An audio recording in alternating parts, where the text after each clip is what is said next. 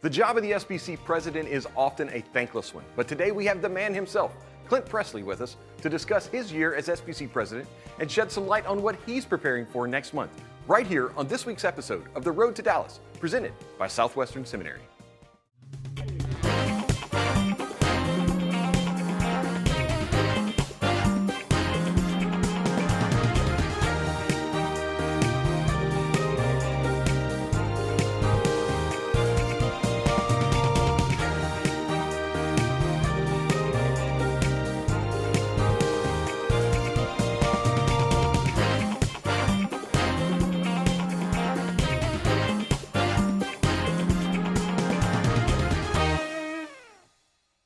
Hello and welcome again to this week's edition of The Road to Dallas, presented by Southwestern Seminary.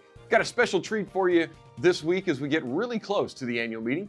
SBC President Clint Pressley is joining us today on The Road to Dallas. Clint, thanks for being here. Man, thank you for having me, Jonathan. Really appreciate it. Well, first year as SBC President, kind of give me the 30,000-foot view. What's it been like this year? Man, it's been hectic. A whole lot of travel, a whole lot of seeing what we actually do as Southern Baptists. And really encouraging. Been a great time. All right, what are some of those things that have encouraged you? Well, I've been to all of the seminaries and spoken with all the entity heads. And, you know, the closer I get to the leaders and see what they're doing, the better feel you have for what it means to be a Southern Baptist and how good it is and some of the great work that we're doing, whether it's in education or missions. It gives you great confidence in the convention. Yeah. Well, maybe what are some of the surprises that you've encountered over the year, like things you didn't expect, I guess, as SBC president? I think one good surprise has been that that social media is not real life. The real thing is when you go and see what our people are doing, it really is encouraging to know that how the Lord is using the Southern Baptist Convention. Yeah, give me some examples on that, if you can.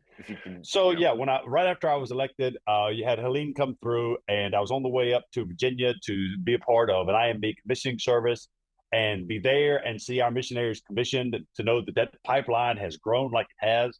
And then right after that service, headed back to Charlotte, Helene hit, and then seeing instantly how on the ground Southern Baptists go to work. So within about 3 days, I got to see the International Mission Board and young men and women going off the missions, and then seeing closer to home how Southern Baptists go to work when there is a disaster. There's just two ways, almost back to back, that I got to see.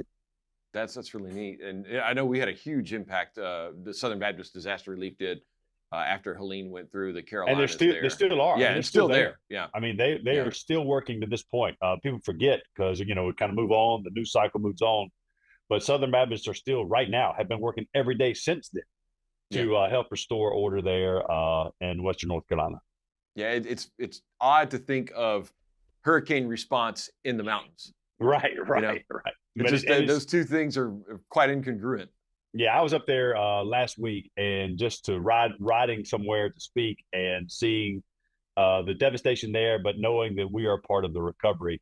Yeah, and that's an encouragement. It really is. Yeah, it really is. So let's shift over to the annual meeting this year. Okay. The theme of Hold Fast. The president picks the theme every year. Yep. This year, Hold Fast from Hebrews 10.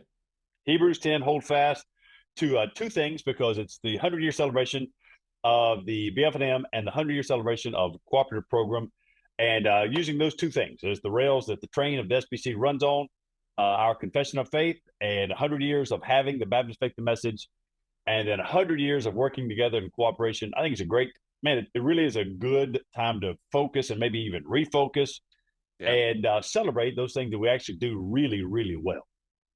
Yeah.